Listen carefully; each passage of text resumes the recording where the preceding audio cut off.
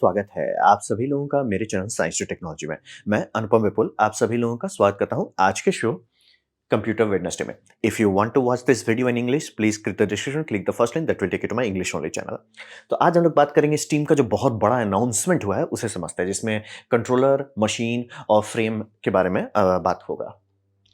तो सबसे पहले समझिए कि ये जो अभी है अनाउंसमेंट है एकदम क्लियर, ये लॉन्च नहीं है। बस कह दिए कि हम इस पे काम कर रहे हैं, ये कुछ दिन में आ जाएगा और इनका टारगेट है Q1 से Q2 के बीच में 2026 में आ जाएगा। ना प्राइस में नहीं रिलीज किया गया है। अब रहा बात की सबसे बड़ा बात वाल्व में कंपेयर टू बाकी सारे गेमिंग कंपनी में, वाल्व कॉर्पोरेशन प्राइवेटली ओन्ड है, यानी कि स्टॉक होल्डर्स जो हैं वो वहीं काम कर रहे हैं, मतलब इंटरनली पब्लिक मार्केट में नहीं है, यानी कि शेयर प्राइसेस नहीं है इसके, आप और हमारे लिए नहीं है। तो मतलब जैसे ईए का है तो आप आराम से देख सकते हैं, स्टॉक मार्केट अप डाउन होता है, यूबीसॉफ्ट है अप डाउन होता रहता है, सोनी है अप डाउन होता है, इसका कुछ नहीं होता है, ये है ही नहीं मार्केट में। जैसे स्पेसएक्स पूरी तरह से आइसोलेटेड है वैसे ये भी है। तो मतलब समझिए कि अगर इन्वेस्टर्स हल्ला करने लगते हैं आजकल, जो मतलब एक्चुअली जो मेरी आखिरी गेम स्टूडियो था वो भी इसी कारण डूबा था। ये जो इन्वेस्टर पैसा वाले लोग डिसाइड कर लेंगे सर ये गेम इंजन खरीद लो, सर वैसे गेम इंजन नहीं खरीदा जाता है, बट होता है ऐसा। बहुत कंपनी बर्बाद हुई है कि इन्वेस्टर डिसाइड करने लगे कि क्या करना है। इस कंपनी को कोई टेंशन नहीं क्योंकि पूरा कंट्रोल अंदर से है। तो ये मतलब कुछ भी इनको करना है, इनको किसी को जवाब नहीं नहीं देना है और कोई बाहर से कंट्रोल नहीं कर सकता है। तो यहाँ पे समझिए कि कंपनी है, पुरानी है, सब चीज़ सही से चल रहा है और अब ये उस जगह पे पहुँच जा रहे हैं कि अब ये एक्सपैंड कर रहे हैं। सॉफ्टवेयर एक सर्विस प्रोवाइड करते हैं, उसी से बहुत पैसा आता है और रहा बात कि अब ये हार्डवेयर में घुस रहे हैं, जिसमें आपका हो गया कंसोल बना रहे हैं, वर्चुअल रियलिटी बना रहे हैं और कंप्यूटर बना रहे हैं। बेसिकली आपको एक लिनक्स को पूरा एक नॉर्मल बनाने का ये कोशिश कर रहे हैं। और बाय द वे इनका बहुत पहले का अगर आप इंटरव्यू देखेंगे इनका, गेम न्यूअल का, इस टाइम के आसपास, उस टाइम से भी था कि मतलब विंडोज़ 8 से इनका बैंड खराब हुआ है कि मतलब विंडोज़ 7 तक तो अरे विंडोज़ है, जीजी है, मज़ा करो। लेकिन 8 इतना गंदा इनको जलाया कि ये उसी टाइम से पड़ गया कि हमको इसका रिप्लेसमेंट बनाना है। तो वही समझिए और इससे फ़ायदा क्या होगा? वाल्व क्योंकि at the end of the day software selling company है और वो भी उनका सॉफ्टवेयर नहीं सेल करती है, वो बस एक मार्केट प्लेस है। तो इनका लॉजिक ये है कि अगर ये वर्टिकली इंटीग्रेट कर देते हैं, सर हमारे पास से आप सॉफ्टवेयर खरीदिए, थोड़ा-सा प्रॉफिट मिलेगा, हमारे हार्डवेयर पे सॉफ्टवेयर चलाइए, उससे भी थोड़ा प्रॉफिट मिलेगा। तो इसे कहते हैं वर्टिकल इंटीग्रेशन। जैसे सोनी चाहेगा कि सोनी कंसोल बना के आपको बेचे और सोनी के ही स्टूडियो आपको गेम बना के बेचें, तो वो उनको पूरा एक वर्टिकल इंटीग्रेशन देगा। ये भी ऑलमोस्ट वही जा रहे हैं। हाँ, गेम बनाने में टेक्निकली काउंटर स्ट्राइक उन्हीं का गेम है, लेकिन मतलब उतना गेम नहीं बनाते, लेकिन अगर पूरा पाइपलाइन स्मूथ कर देते हैं, स्टीम, वाल्व काम खत्म, तो इनका इंटीग्रेशन इंप्रूव्ड हो जाएगा। तो मतलब इकोनॉमिकल रीज़न है ऐसा करने का। ये इनका सबसे पुराना फ़ोटो मतलब है जिस टाइम ये बनाए थे 1996 में और फिर ये स्टीम स्टार्ट हुआ था। उस टाइम में सिर्फ़ वही था, काउंटर स्ट्राइक, हाफ लाइफ़ यही सब गेम के लिए इन्होंने बना दिया था। बहुत बड़ा हो गया। ये पहले का लोगो था, बाद में ये लोगो हो गया। तो अब बात करते हैं हिस्ट्री का। तो यहाँ समझना बहुत ज़रूरी है, ये कोशिश पहले भी किए थे। जैसे पता है जब विंडोज़ 8 बहुत गंदे तरीके से पीसी गेमिंग इंडस्ट्री को नुकसान, मतलब वो क्लेम बहुत कर दिया माइक्रोसॉफ्ट कि हम आप सबके लिए एक स्टूडियो बना देंगे जिसमें हम आपका मतलब सेव फाइल है वो एक जगह पे रहेगा। तो फ़ायदा ये होगा कि आप बैकअप करो, नया गेम इंस्टॉल करो, गेम वहीं से स्टार्ट हो जाएगा। वो कभी कोई ढंग से इम्प्लीमेंट नहीं किया, माइक्रोसॉफ्ट भी ढंग से मतलब हौच-पच ज़्यादा हो गया और अभी का जो विंडोज़ है वो तो मतलब उसी में सारा सॉफ्टवेयर चलता है, इसीलिए टिके हुए हैं, नहीं तो कब का छोड़ दिए होते। तो ये इनको बहुत पहले से दिख रहा था, मतलब डेवलपर हैं, एक्चुअली कॉम्पिटेंट हैं, तो उनको दूर से दिख रहा था कि सर यही गड्ढे में गिरेगा। क्यों? इन्वेस्टर। तो इनका हिसाब सीधा था कि ट्राई करते हैं हम कुछ करना। तो उस टाइम इनका आइडिया था कि ये डील करते हैं वेंडर से, जैसे कि आपका एलियनवेयर है, डेल एलियनवेयर, तो उनसे वेंडर करके कि स्टीम के लिए आप मशीन बनाओ। स्टीम इतनी बड़ी कंपनी है कि वो जाके दूसरे कंपनी से पार्टनरशिप कर सकती है। तो उन्होंने ये लॉन्च किया था। ये चला नहीं। अब रहा बात क्यों नहीं चला? बात था कि पाइपलाइन रेडी नहीं था उस टाइम में। उस टाइम में ही ये कूद रहे थे कि लिनक्स पे चल जाओ। लिनक्स पका हुआ नहीं था उस टाइम में। मतलब ये इनको उसी से पता चला कि सर आप बना दो, सेल कर दो, लोग खरीदेंगे ही नहीं क्योंकि आप अभी उस जगह पे नहीं थे जिस टाइम ये लॉन्च किया गया था कि सारे मतलब विंडोज़ गेम जो है यानी कि स्टीम लाइब्रेरी के जितने गेम हैं, वो सारा इस पे चले। वो था ही नहीं, बहुत बहुत ही अर्ली था। तो ट्रेनिंग इनको मिल गया। तो वही समझिए इनका था कि वेंडर्स इनका ये करेगा, बिल्ड करेगा, सेल करेगा, अनाउंस अनाउंस सब किया गया लेकिन प्यार से हटा दिए। लेकिन इन्होंने सीखा बहुत इससे। और वहीं पे समझिए कि वो जितना सीखे उसी से ये बनाया गया। क्योंकि जैसे ही इसको समझ में आया कि हार्डवेयर में दिक्कत नहीं है सर, हार्डवेयर कोई भी बना सकता है। आप बना सकते हो, हम बना सकते हैं, कोई भी बना सकता है। लेकिन सॉफ्टवेयर जब तक नहीं है, कोई फ़ायदा नहीं है। तो वो सॉफ्टवेयर स्टैक पे पूरा मेहनत करना शुरू किए। मतलब इस प्रोजेक्ट के बंद से और इसके डिलीवरी तक के बीच में हुआ क्या? हार्डवेयर में उतना मेहनत नहीं लगता है। सॉफ्टवेयर स्टैक में जान निकाल दी। ये बेसिकली आर्च को लिए उसके अंदर वाइन पे गए, प्रोटॉन लेयर पे खूब मेहनत किए। लॉजिक ये था कि अगर आपका गेम विंडोज़ पे चलता है, सीधे क्लिक कीजिए चल जाएगा प्रोटॉन में सीधे। मतलब आपको तिगड़म नहीं करना है। मतलब इसके टाइम में तो बहुत तिगड़म करना पड़ता, लेकिन इसको ये इतना डेवलप किया कि अगर स्टीम के लाइब्रेरी में गेम है, 90% चांस है कि बस क्लिक कीजिए वो चल जाएगा। और जो अब नहीं चल रहा है गेम, अभी भी एक दो ठो गेम नौटंकी कर रहा है, वो इसलिए कर रहे हैं कि एंटी चीट सॉफ्टवेयर लिनक्स को नहीं सपोर्ट करता है। वो अलग बात हो गया। वो मतलब कि कंपनी लड़ाई कर रही है इसलिए नहीं चल रहा है। नहीं तो मतलब जब ये लॉन्च हुआ था 3 साल पहले, वहां पे काफ़ी सारे गेम चल रहे थे, लेकिन थोड़ा-सा दिक्कत था। अभी सब मक्खन हो गया है। मक्खन मतलब कि अब जो स्टीम का टॉप गेम्स को आप लीजिएगा, उसको आपको पता भी नहीं चलेगा कि ये गेम बनाया गया था विंडोज़ के लिए, और किसी ने कोड भी नहीं चेंज किया, उस प्रोटॉन इतना स्मूथ कर दिया है। तो ये हो गया। और ये समझिए प्रोटॉन के साथ एक दूसरा फायदा, चूंकि प्रोटॉन कर्नल ये चल रहा है, मतलब लिनक्स के ऊपर चल रहा है, लिनक्स पे आपको पूरा कंट्रोल है। आर्च लिनक्स पे इनको पूरा कंट्रोल है। तो वो कंट्रोल के कारण से लाइट हार्डवेयर, मतलब ये हार्डवेयर में बम बम पावर नहीं है, लेकिन हल्का ऑपरेटिंग सिस्टम होने के कारण ये विंडोज का गेम एमुलेशन करके भी आराम से चला पा रहा है। और विंडोज तो इधर रिसेंट टाइम में इतना कचरा हो गया है, इतना ब्लोटेड हो गया है। मतलब कि जैसे रॉग वाले सीरीज में उन्होंने बात किया कि ठीक है हम डेडिकेटेड बनाएंगे, बोलते 2 GB का रैम हल्का हो गया। समझिए 2 GB रैम सिर्फ कबाड़ खा रहा है। ये इनको वही फायदा हुआ कि कम हार्डवेयर पे ज़्यादा चमक गए, क्योंकि लिनक्स कर रहे थे। पोर्टेबल ये ट्रांसलेशन लेयर इनका खुद का डेवलपमेंट था। पूरा ओपन सोर्स कम्युनिटी को एक साथ लाए, सब पे मेहनत किए। तो वही हो रहा था, मतलब इसके बंद होने से इसके डिलीवरी के बीच में इस पे काम हो रहा था। और ये ऐसा कर दिया कि स्टीम डेक एक सक्सेसफुल अटेम्प्ट बना। मतलब कि जब ये लॉन्च हुआ था, काफ़ी लोग का था इसी की तरफ बंद हो जाएगा, लेकिन ये जिस टाइम मैं बात कर रहा हूँ, ये चांसेस है 10 मिलियन यूनिट के पास पहुंच रहा है। 5-6 तो आखिरी साल ही कंफर्म हो चुका था कि 5 मिलियन से ज़्यादा सेल हो चुका है। 10 मिलियन। अब रहा बात कि ये first time hand held device, वो भी गेमिंग कंसोल जिसमें सिर्फ निंटेंडो ठीक से टिका हुआ है, वहां पे ये उतार के टिक जाना, इट्स लाइक मतलब ये सीधे मिसाइल मारे और हिट कर दिया टारगेट को। बहुत बहुत ही बड़ी बात है। मतलब हल्का बात नहीं। आप समझिए कि सोनी जैसा कंपनी बनाता था ये हैंडहेल्ड, प्ले स्टेशन वीटा उसका आखिरी था, उसके बाद वो छोड़ ही दिए, नहीं चला पाए।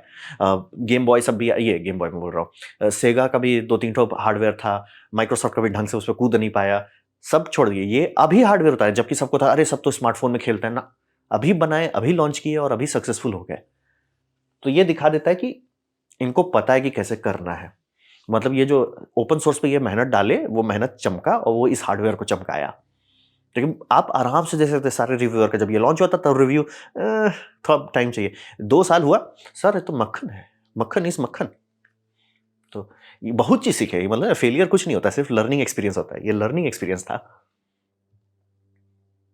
तो अब बात करते हैं पहला नया हार्डवेयर जो रिलीज किए, स्टीम कंट्रोलर। अब रहा बात कि पता नहीं किसने इसका नाम दिया है। स्टीम कंट्रोलर पहले भी उतारा गया था उसी के टाइम में, लेकिन वो पिटा। तो इसको शायद फिर से स्टीम कंट्रोलर बोल रहा है। क्या बात सही है कि 10 साल पहले का किसको याद रहेगा। तो स्टीम कंट्रोलर ये मार्क 2 है बेसिकली, लेकिन अभी भी इसको स्टीम कंट्रोलर कह रहे हैं। तो इसमें समझिए एक पीसी गेमर को दिमाग में रख के बनाया गया है। ऐसा क्यों? इसमें टच पैड दिया गया है, जैसे कि अगर मैं सेटिस्फैक्टरी कोशिश करूंगा खेलने का कंट्रोलर से, मेरी जान चली जाएगी। तो ऑब्वियसली वो उसके हिसाब से डिसाइड कर रहे हैं कि पीसी गेमर्स को क्या चाहिए। खूब सारे बटन दिए गए हैं, ये दे दिया गया है। रंबल मोटर पे काफ़ी बम बम मेहनत किया है, क्योंकि वो सब लोगों को बहुत पसंद आता है, सोनी का और एक्सबॉक्स का रंबल मोटर बम बम होता है। तो इसमें दे दिया अति बम बम रंबल मोटर। फिर आपका पीछे कैपेसिटिव टच है, एक्स्ट्रा फंक्शन सबके लिए, पीछे भी आगे भी सब तरफ दिया गया, और पूरा वो एनालॉग स्टिक है। मतलब बेसिकली अगर आप पीसी पे गेम खेलते हैं, ये होपफुली इतना अच्छा होगा कि आपको कीबोर्ड माउस का उतना ज़रूरत नहीं पड़ेगा।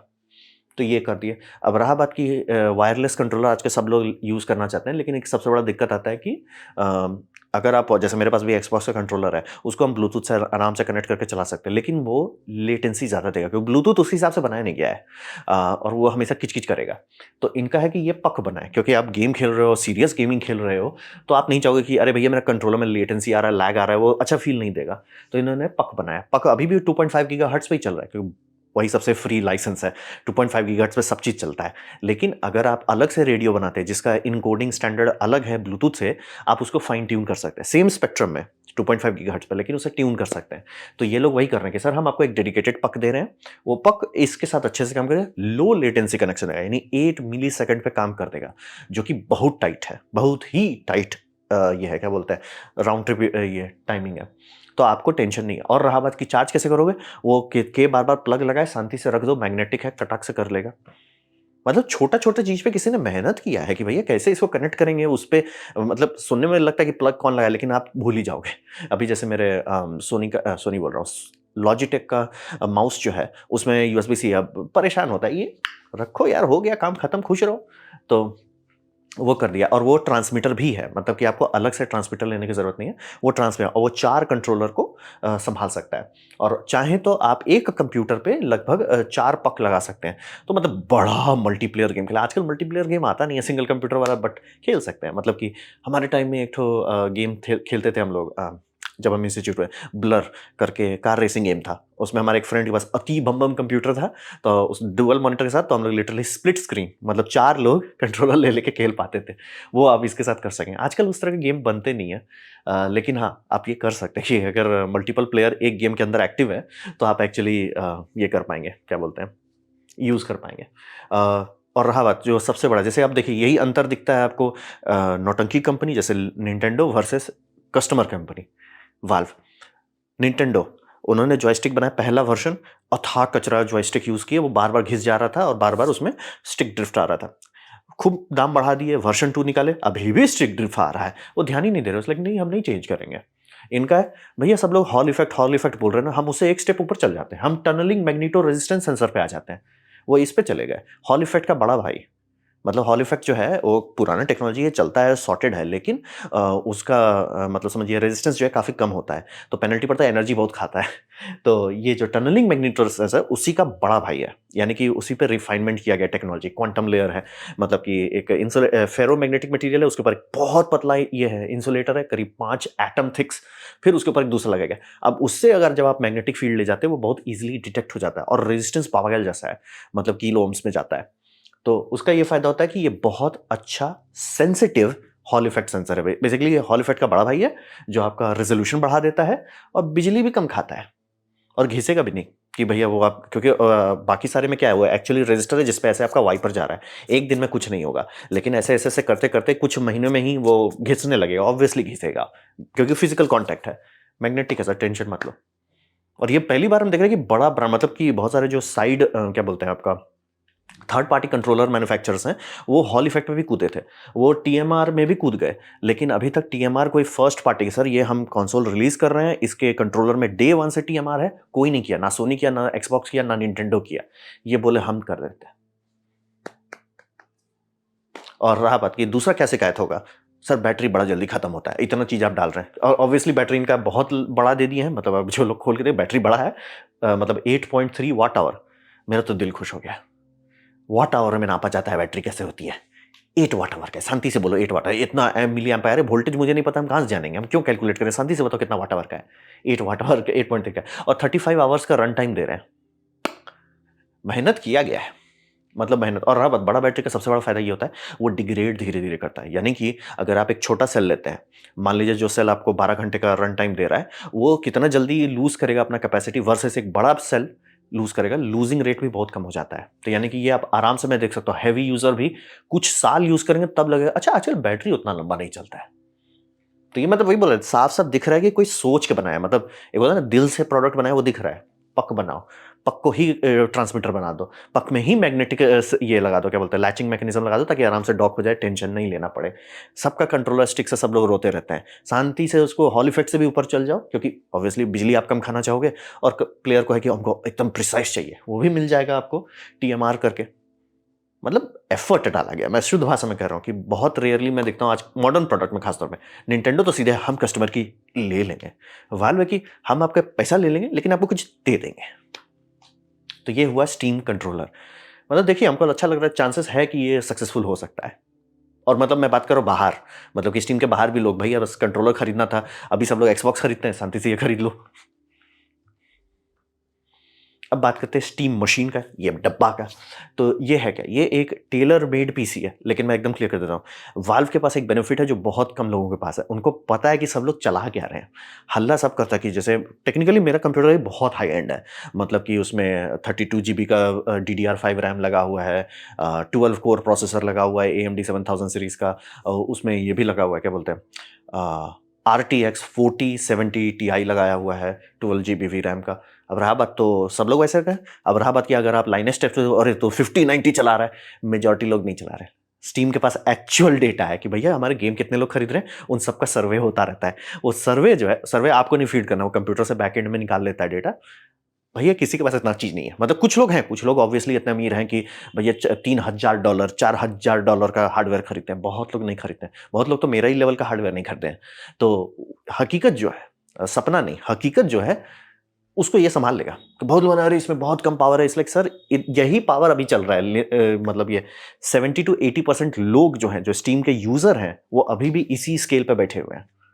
समझना बहुत जरूरी, इसी स्केल पे 70 to 80% जो बिजनेस हो रहा है वो यही है। तो इनको जरूरत नहीं था। तो ये बेसिकली फोकस किया कि हम उनको टारगेट करते हैं। हम आपको $2000 $3000 का कंप्यूटर पे नहीं टारगेट करेंगे, हम शांति से टारगेट करेंगे जो मेजॉरिटी लोग हैं। क्या इसका दाम ज्यादा होगा कंप्यूटर से? अब ऑब्वियसली अभी मैं दाम नहीं बता सकता क्योंकि वो खुद ही नहीं बताए हैं।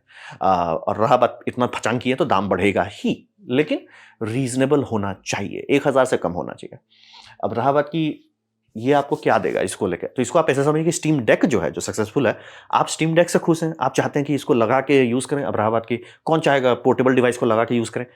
स्टीम को पता है कितने लोग उसको लगा के यूज करते हैं, उसका टेलीमेट्री जाता है, उसमें सब लोग 35% लोग ये कर रहे हैं, लगा के उसको टीवी में खेल रहे हैं। इसीलिए इसे बनाया गया। ये बेसिकली स्टीम डेक को लीजिए, उसे सांस लेने दीजिए। उसमें वही AMD Zen 4 6 कोर दे दिया गया है, AMD RDNA 3 28 कंप्यूट कोर्स वाला, यानी कि RX सीरीज का 7000 का जो GPU है, मतलब एक जनरेशन पीछे का वो GPU लगाया हुआ है। और रैम जो दिया गया है 16 GB DDR5 सोडियम कह रहे हैं, मतलब, लेकिन किसी ने खोल के उतना तक नहीं दिखाया है। और 8 GB DDR6 V रैम है। अब रहा बात की काफी लोग है कि 8 GB तो बहुत कम हो गया, इट्स लाइक ये समझना बहुत जरूरी है। ये मेरे पास पर्सनल एक्सपीरियंस है, गेमिंग इंडस्ट्री में काम किया हुआ हूँ, कि वी रैम से उतना जरूरत नहीं पड़ता। डिपेंड करता है कंपनी मेहनत कर रही है कि नहीं उसे ट्यून करने का। यानी कि कंसोल में पहले बहुत कम रैम होता, लेकिन आपके बहुत सारे पॉपुलर गेम, बहुत सारे मतलब कहते हैं ना बिलवेड फ्रेंचाइज, वो सारे कंसोल पे कैसे बने हुए थे? क्योंकि उसके लिए कोई बैठ के ऑप्टिमाइज कर रहा है, सर मेरे कंसोल में इतना है, फिट करो। मतलब जैसे हम इसमें काम कर रहे थे, क्या बोलते हैं आपका, फोर्जा में। तो फोर्जा में हमारे पास एक तो ये एक्सबॉक्स का वो था, डेव किट था। उसमें चला के देखो कि चल रहा है कि नहीं, रैम ओवरफ्लो हो रहा है कि नहीं। अगर ओवरफ्लो हो रहा है बंद करो, उसको ठीक करो और एसेट को ऑप्टिमाइज करो। तो वो आजकल लोग नहीं कर रहे हैं, इसीलिए आपका कहने को वी रैम बहुत लग रहा है, लेकिन एक्चुअली गेम क्वालिटी उतनी अच्छी नहीं आ रही है। तो इनको वो प्रॉब्लम नहीं होगा, क्योंकि ये भी तो कंप्यूटर गेम चला है। बस यहीं पे ट्रिक है। स्टीम डेक जब इतना पीस बिका तो बहुत सारी स्टूडियो स्टीम डेक को लेके टेस्ट करने लगे कि भैया अगर आपका गेम स्टीम डेक पे अच्छा से चलता है तो ज्यादा लोग खरीदेंगे। मतलब 4-5 मिलियन में अगर आप 1-1.5 लाख, ये क्या बोलते हैं, 4-5 मिलियन में से 1-2% कस्टमर भी अगर आप बढ़ा पाते तो प्रॉफिट होगा। नहीं, हार्डवेयर उतना महंगा नहीं, खरीदो, लो, उस पर ट्यून करो। ये भी वही करेंगे कि मतलब सारे स्टूडियोज, थोड़ा सा भी बुद्धि होगा इसको खरीदेगी, इस पे देखेगी भैया हमारा गेम चल रहा है कि नहीं। और ये फिक्स्ड हार्डवेयर है, मतलब कि सबके पास 8 GB वी रैम होगा, सबके पास 6 कोर होगा, सबके पास 16 GB मिनिमम होगा। तो ये एक हेडेक हटा देता है। और इस पे अगर आप चला पाते हैं, और अगर वी रैम वाला कोई किसी के पास कंप्यूटर, बल्ले बल्ले चलेगा। तो इसीलिए ये उतनी बड़ी, वही बोल रहा है, स्टीम के पास एक्चुअल मिलियंस ऑफ यूजर्स का एक्चुअल डेटा है। कि सर हल्ला करने वाले सब अलग है, लेकिन अभी भी बहुत लोग फुल HD मॉनिटर पे ही चल रहे हैं। तो 4K ये जो क्लेम कर रहा है वो कोई बड़ी बात नहीं है। और हाँ, ये मैं एकदम क्लियर कर रहा हूँ, क्या आप सही का 4K full frame real time rendering कर सकते हैं? नहीं। 8 GB मतलब उसका मेमोरी ही ओवरफ्लो होगा। लेकिन आप ये कर सकते हैं, मतलब आर्टिफिशियल जनरेशन कर सकते हैं। एनवीडिया भी वही कर रहा है। इसीलिए इसीलिए मेरा एक्चुअल सपना था कि मैं 8 से सीधे 16 GB पे कूदूं। 16 लॉन्च ही नहीं किया इन्होंने, 8 से 12 में कूदना पड़ा। तो वही है। तो उस नजरिए से देखिए कि किसके लिए टारगेट किया। टारगेट उसके लिए किया जा रहा है जो जिसके पास पैसा है और स्टीम का इकोसिस्टम में वो ऑलरेडी, यानी स्टीम डेक खरीदा हुआ, वो लोग के लिए। दूसरा, जिनको है कि सर हमको एक डब्बा खरीदना है, दिमाग नहीं लगाना कि बैठ के मैं ये PCI लूँ, वो करूँ। मतलब टाइम जिनके पास कम है, पैसा ज्यादा है, फटाक से खरीदो, लगाओ, खुश रहो। और जिनको है कि मतलब बस घर में कोई डब्बा है, कंप्यूटर जैसा काम करता है, वो कर सको। ये स्टीम OS 3 इसमें लॉन्च किया जाएगा, जो कि आर्च बेस्ड है। और KDE, ये समझ लिया प्लाज्मा इसका डेस्कटॉप इन्वायरमेंट है। और मेरा जो दिल खुश किया, पावर सप्लाई इंटरनल है। ये मैं कहूँगा कि एप्पल पता नहीं अब करता है कि नहीं, लेकिन जब तक ध्यान देते थे कि एप्पल एक चीज़ करता था, पावर सप्लाई हमेशा अंदर रहता था। बहुत सारी, चाहे वो आपका एचपी हो, लिनोवो हो, डेल हो, ये सब हमारा माइक्रो पीसी है सर, क्या बात है सर, कितना छोटा है। सर बहुत छोटा है, 1 लीटर पीसी। हम लाइक क्या बात है। अच्छा तो 1 लीटर पीसी कितना बड़ा हुआ? अच्छा ये 1 लीटर से ज़्यादा बड़ा है, क्यों? पावर सप्लाई बाहर रख दिया। लाइक बिना उसके तो चलेगा नहीं, तो उसको हटाने का क्या मतलब हुआ? इसके अंदर डालें, ये बहुत अच्छा लगा। मतलब कि ऐसी डिवाइस होना चाहिए, अगर इसकी ज़रूरत है इसको पावर सप्लाई का, तो इसके अंदर डालो ना, बाहर काहे फालतू का पचांग रखे हो। तो जैसे मतलब आप समझिए डेस्कटॉप कंप्यूटर, उसका पीएसयू बाहर निकाल दिया, क्या फ़ायदा है बेमतलब का। जैसे एक्सबॉक्स में ये भी खराब रहता है, तब बड़का सा बक्सा बाहर रहता है। तो वो दाम कम करता है इसलिए लोग करते हैं, लेकिन ये मैं कहूँगा कि वाल्व ने वहाँ कटौती नहीं किया, पावर सप्लाई को कर दिया। और ये सारा चीज़ सिर्फ एक पंखे पे चला रहे हैं, यानी कि एक बड़ा सा 120 mm पंखा है जो खींच रहा है सारा हवा, और नीचे से और फ्रंट से थोड़ा सा खींच के कर दे रहा है। और मतलब पावर सप्लाई चूंकि ये ऑलमोस्ट 210 या 250 वाट तक झटका खा सकता है, तो थोड़ा कूलिंग चाहिए। तो ये मतलब काफ़ी क्लेवर है, मैं एकदम क्लियर कर देना चाहता हूँ। आम पब्लिक को इसकी ज़रूरत नहीं है, लेकिन बहुत लोग हँसी-खुशी खरीदेंगे और खुश रहेंगे। और वाल्व ये कह रहा है कि हम इस पे सब्सिडी नहीं देंगे। जैसे कि एक्सबॉक्स आप खरीदते हैं तो वो सब्सिडाइज़्ड है। सोनी प्लेस्टेशन खरीदते हैं वो सब्सिडाइज़ है। उसकी सब्सिडी आती है कि हम इस पे कितना एक्सपेक्टेड गेम है, मतलब कि कोई कंसोल खरीदेगा, उस पे कितने गेम तो खरीदेगा ही ना, एटलीस्ट 5-6 गेम तो खरीदेगा। उससे कितना प्रॉफिट आएगा पर गेम्स के, उसके हिसाब से वो करते हैं। इक्वेशन बनाया जाता है, इसीलिए दाम कम होता है। प्लेस्टेशन 3 तो लॉस में चल कर रहे थे शुरू का कुछ साल तक। तो ये होता है, नॉर्मल चीज़ है। यहाँ पे वो ऐसा नहीं कर रहे हैं, ऐसा क्यों? संभावना है कि जो लोग अब लिनक्स से स्विच कर रहे हैं, वो शांति से एक खरीद लेंगे ना भैया लिनक्स का, क्योंकि ज़्यादा हार्डवेयर मैन्युफैक्चरर है नहीं कि सर हम लिनक्स का हार्डवेयर बनाते हैं। ये पूरा बना रहे हैं, मतलब कि ऐसा नहीं कि सिर्फ हार्डवेयर दे दिए लिनक्स चलता है ना। हार्डवेयर बना दिए, उसका बायोस वायोस ट्यून कर दिए, फैन, कूलिंग वूलिंग सब कर दिए, और उस पे आर्च को सारा चीज़ सॉर्टेड कर दिए, केडीए को डेवलपमेंट कर दिया, और आपका अगर गेमिंग में खेलना है वो भी चलेगा। तो चांसेस है, और बहुत सारे ऑफिस लोग इसको खरीद सकता है कि भैया ये कंप्यूटर ठीक-ठाक दाम पे है, ब्रांडेड है, वारंटी है, लिनक्स ऑपरेटिंग सिस्टम सपोर्टेड है ढंग से, बहुत लोग खरीद सकते हैं। तो रहा तो उल्टा हो जाएगा कि भैया सब लोग खरीद लिया और कोई इसका गेम नहीं खरीद रहा है, तो इनको लॉस होगा, इसीलिए सब्सिडाइज प्राइस नहीं है। और वहाँ पे आपका M.2 फुल साइज लगता है, छोटा वाला दे रहे हैं वो, जो कि मैं एकदम श्योर हूँ कि वो इसलिए खरीद रहे हैं कि उनका जो सप्लाई चेन है वो सीधा-सीधा बना हुआ है कि स्टीम डेक के हिसाब से, स्टीम डेक में लगता है वो लगाओ। और हाँ, स्टीम डेक का जो माइक्रो एसडी कार्ड है वो आप इसमें लगा सकते हैं फ्रंट में, और सीधे जो गेम चल रहा था वो इस पे चलाइए, कोई टेंशन नहीं है, सीधे जंप मारिए। तो स्टीम मतलब इस पे बहुत बड़ा ये कर रहा है कि हम लोगों को धीरे-धीरे लिनक्स पे ही ले आते हैं, हटाओ विंडोज़ को। विंडोज़ से सीधे मिसाइल मारने पे आ गए हैं। अब रहा बात की स्टीम फ्रेम, ये तीसरा डिवाइस अनाउंस किया है। ये समझ लीजिए एक अनटेडर्ड, यानी कि तार लगा के नहीं रखना है, एप्पल जैसा कि बड़ा सा बॉक्स रहे वैसा नहीं है, या बहुत सारा जहाँ पे तार लगा के आपका ये रहता है कंप्यूटर से कनेक्टेड रहता है, वो सब नहीं करना है। अनटेडर्ड वीआर हेडसेट है जिसमें कंप्यूटर है, यानी कि इसमें पूरा का एक कंप्यूटर है, स्मार्टफोन लेवल का एक कंप्यूटर डाला हुआ है, और ये इनसाइड आउट ट्रैकिंग करता है। वाल्व के जो पुराने वीआर हेडसेट थे उसमें बेस स्टेशन रहता था। बेस स्टेशन उस टाइम में बहुत अच्छा काम करता था, भरोसेमंद होता था। इनसाइड आउट मतलब थोड़ा स्लॉपी होता है, आउटसाइड इन ज़्यादा रिलायबल होता है, लेकिन फचांग ज़्यादा रहता है। एंड अगेन आपको प्रोडक्ट सक्सेसफुल बनाना है, फचांग कम कीजिए। तो ये वही कर रहे हैं, कैमरा लगा दिए अंदर से, फचांग कम कर दिए हैं। और इसमें स्नैपड्रैगन जेन 3 डाला गया 16 GB DDR5 रैम के साथ, तो बड़ा है। अब रहा बात कि इस पे आप ट्रांसमिशन कैसे करोगे अगर आपका केबल नहीं है, तो उसके लिए ये आपको वायरलेस अडाप्टर दे रहे हैं। अब रहा बात कि अडाप्टर क्यों दे रहे हैं, बाकी सब बहुत सारे ब्रांड हैं जो वाईफाई पे कोशिश करते हैं, लेकिन बात है लेटेंसी बहुत आता है। तो ये 6 गीगाहर्ट्ज़ वाईफाई यूज़ कर रहे हैं। वाईफाई में 3 बैंड है, 2.5 गीगाहर्ट्ज़ जो आपके घर में होगा, 5 गीगाहर्ट्ज़ जो कुछ-कुछ घर में होगा, और 6 गीगाहर्ट्ज़ जो अभी एकदम रिसेंटली अनाउंस किया गया है। तो ये 6 गीगाहर्ट्ज़ कूद रहे हैं। अब रहा बात कि वो तो आप कूद गए, लेकिन रहा बात है अभी भी वो वायरलेस। एक बेसिक एचडीएमआई भी बोलेगा भैया तुमसे ना हो पावे, बहुत ज़्यादा स्पीड का डिफरेंस आएगा। तो ट्रिक ये है, ये फोविएटेड स्ट्रीमिंग इस्तेमाल करें, यानी कि आपका स्क्रीन को जो रेंडर कर रहे हैं उसमें बिट डेप्थ कंप्रेस कर दे रहे हैं। यानी आपका आंख जहाँ पे, इसमें कैमरा लगा हुआ है जो आपका आंख देख रहा है, प्यूपल देख रहा है, वो प्यूपल को ट्रैक करेगा, ठीक है। प्यूपल जहाँ देखा कि प्यूपल यहाँ देख रहा है, हम वहाँ को रेंडर कर देंगे, बाकी सब कंप्रेस कर देंगे। यानी कि इससे और इसके बीच में, मतलब यहाँ से जो डेटा निकल रहा है और आपके हेडसेट में जा रहा है, उसमें डेटा का डिमांड कम कर देंगे। सिर्फ 10% एरिया को हम फुल रेजोल्यूशन पे करेंगे और बाकी सबको ब्लरी रहने देंगे। बोलेंगे उससे खराब नहीं दिखे। बात है आप देखते किस चीज़ से हो? आँख से ना। आँख जहाँ देख रहा है वहीं ना देख सकते हैं। वो वहाँ पे रेंडर कर दे रहा है। मतलब आप ऐसे समझिए, आपके आँख में एक छेद है जिसे हम लोग कहते हैं ब्लाइंड स्पॉट। अब कभी दिखता है कि भैया एक काला छेद घूम रहा है आपके गल में? नहीं दिखता है ना, क्योंकि ये किया हुआ क्या बोलते हैं, ब्रेन कॉम्पनसेट करता है। तो सेम वही है, अगर आपका आँख जहाँ पे देख रहा है वहाँ पे डिटेल है, तो ब्रेन बाकी सबको फिल इन द ब्लैंक्स कर देता है। तो ये उसी का फ़ायदा उठा रहे हैं कि कम बिट रेट में वो ज़्यादा क्वालिटी आपको दे सकें। तो ये करते हैं और ये फुल कंप्यूटर में क्लियर ये भी इसमें भी वो कर रहे हैं कि आप स्टीम डेक से माइक्रो एसडी कार्ड लगाइए, इसमें ठूस दीजिए, गेम इसी में खेलने लगिए। हाँ, बट ऑब्वियसली वीआर गेम नहीं है तो आपको फ्लोटिंग में खेलना पड़ेगा कि एक तो विंडो आपके सामने आ जाएगा, उसमें कंट्रोलर लेके खेलिए। वो 2 कंट्रोलर भी दे दिए हैं। यहाँ तक सब ठीक है, मतलब कोई बहुत ज़्यादा बड़ी बात नहीं है।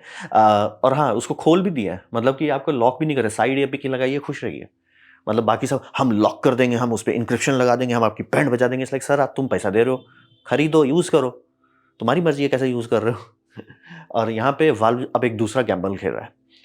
वो x86 टू आर्म का ट्रांसलेशन लेयर बना रहे हैं। ये बहुत ज़्यादा बड़ी बात है, मतलब इसका हार्डवेयर-वुडवेयर हटाइए, वो हल्का-फुल्का बात है। ये कूदने का जो जिगर रख लिए, ये बहुत बड़ा बात है। जैसे कि वही बोला ना कि जब स्टीम डेक रिलीज़ हुआ था, कोई नहीं सीरियसली ले रहा था क्योंकि सबका वही था कि सर ठीक है, हम समझ रहे हैं आप ट्रांसलेशन लेयर चलाना चाहते हैं, लेकिन उसपे उतना गेम अच्छा नहीं चलता है।